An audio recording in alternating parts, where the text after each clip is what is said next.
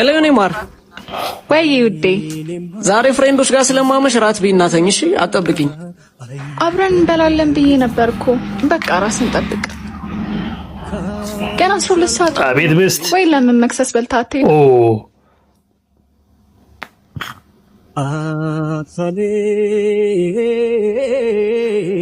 እንዳትቀኑ እሺ የኔ ውድ አቀራርበሽልኝ የተኛሽው እዛው እኮ በልቻለሁ ውዴ የኔው ነሽ ስሜቴ ባይን ጓጓው ለማግባት ውዴ የኔው ነሽ ውዴ ትጫለሁ ጉጉቱ በቃ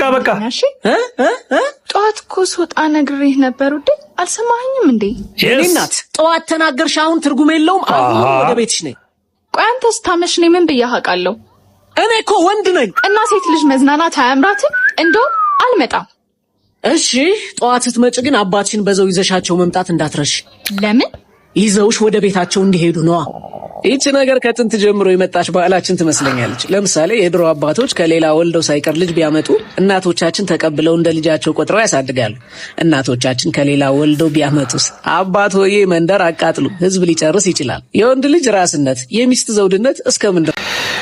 እንደኔ የምር ለባለ ተዳራቹ ግን ግልጽ የሆነ መልእክት አለ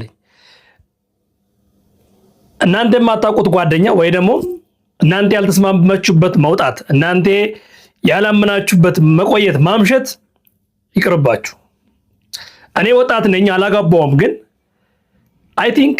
እንዲሁ ሳስብ ራሱ እናንተ ያልተስማማችሁበት ነገር ምንም መዝናናትም አይሆንም ከጭንቀቱ እንጂ ምንም ነገር አታልተርፉ እንዴ የተዳራ ማካሪውን ይቅር